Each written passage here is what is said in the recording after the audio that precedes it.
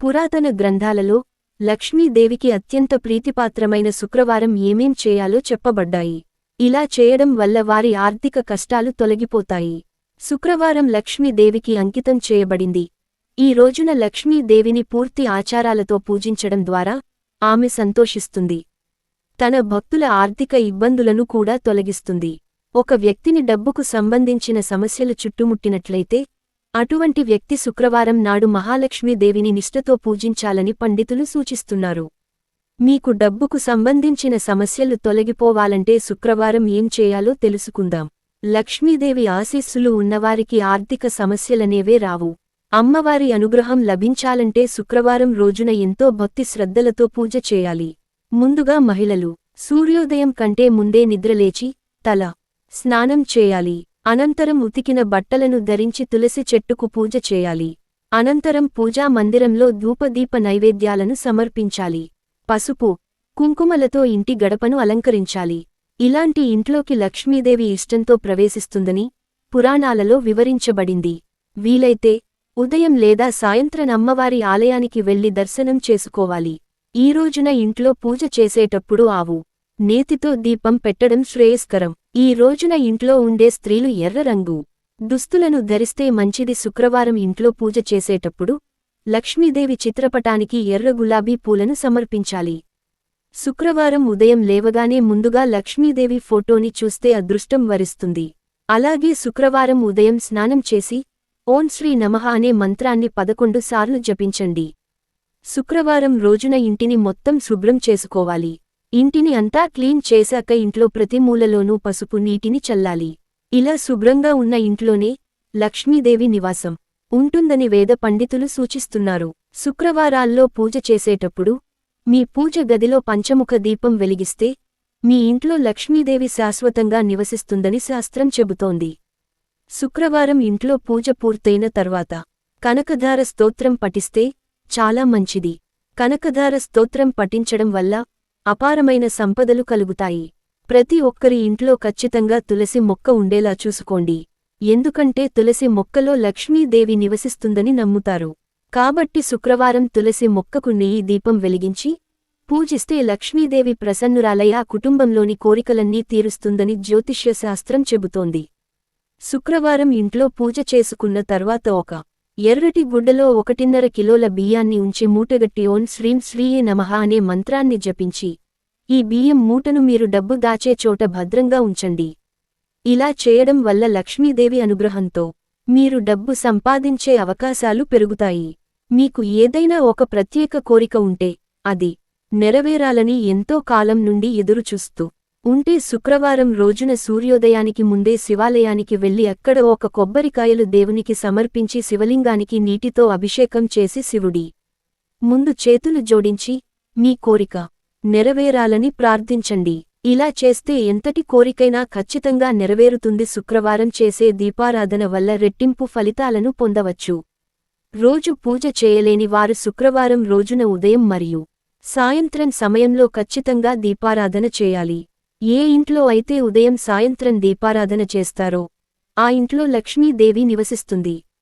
శుక్రవారం సాయంత్రం ఇంట్లో సాంబ్రాణి ధూపం వేయడం వల్ల ఆ ఇంట్లో ఐశ్వర్యం పెరిగి కుటుంబంలో సంతోషం నెలకొంటుంది.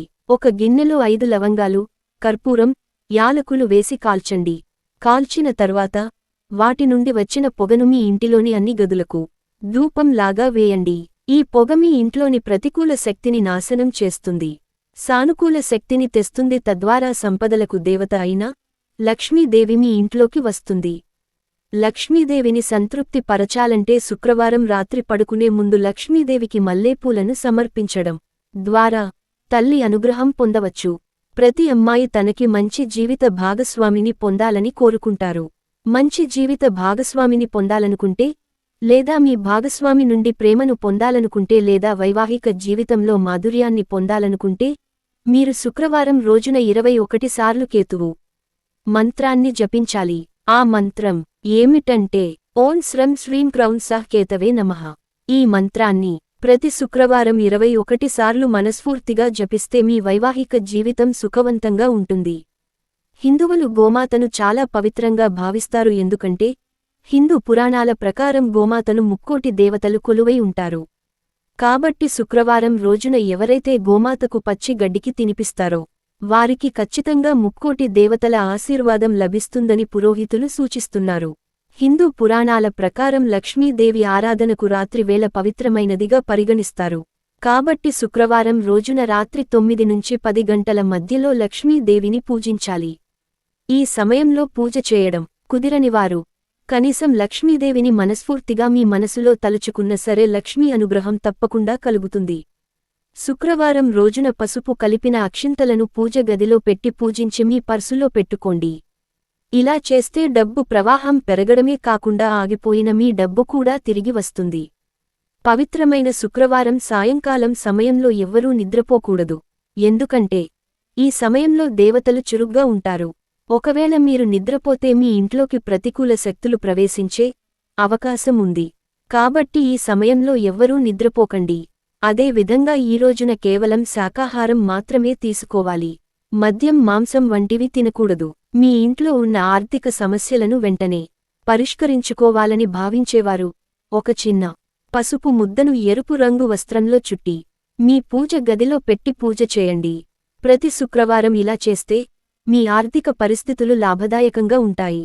అలాగే శుక్రవారం రోజున మీ ఇంటి ప్రవేశ తలుపుకి పసుపుతో స్వస్తిక్ గుర్తు వేయండి. స్వస్తిక్ గుర్తు లక్ష్మీదేవిని ఆకర్షిస్తుందని చెబుతారు. ఇక సంతానం లేనివారు గజలక్ష్మీ అమ్మవారిని పూజించాలి. సంతానంతో పాటు సంపద కూడా లభిస్తుంది. ఆర్థిక పరిస్థితి బాగోలేనప్పుడు మీ ఇంటి పూజా స్థలంలో శ్రీ యంత్రాన్ని స్థాపించి క్రమం తప్పకుండా పూజించడం వల్ల లక్ష్మీదేవి ప్రసన్నం అవుతుంది. శుక్రవారం నల్ల చీమలకు పంచదార తినిపించడం ద్వారా ఎప్పటినుంచో నిలిచిపోయిన పనులు ప్రారంభమవుతాయని నమ్ముతారు. లక్ష్మీదేవి పాల సముద్రంలో జన్మించింది. సముద్రంలోని ఉప్పును మహాలక్ష్మి స్వరూపంగా పూజిస్తారు. కాబట్టి శుక్రవారం రోజున ఉప్పును ఎవరికీ ఇవ్వకూడదని చెబుతారు. ఇంటిని వారానికి ఓసారి శుభ్రపరిచే నీటిలో చిటికెడు పసుపు 1 టీ స్పూన్ రాళ్ల ఉప్పును వేసి శుభ్రం చేయాలి. ఇలా చేస్తే ఇంట్లో ఉండే ప్రతికూల శక్తులు తొలగిపోతాయి. మంచి ఫలితాలుంటాయి. ఆర్థిక రాబడి ఉంటుంది. వారానికి 2 సార్లు స్నానం చేసే నీటిలో ఉప్పును వేసి స్నానం చేస్తే అనారోగ్య సమస్యలు ఉండవు. ఈ వీడియో మీకు నచ్చితే లైక్ చేసి మా ఛానల్ని సబ్స్క్రైబ్ చేసుకుని మమ్మల్ని సపోర్ట్ చేయండి.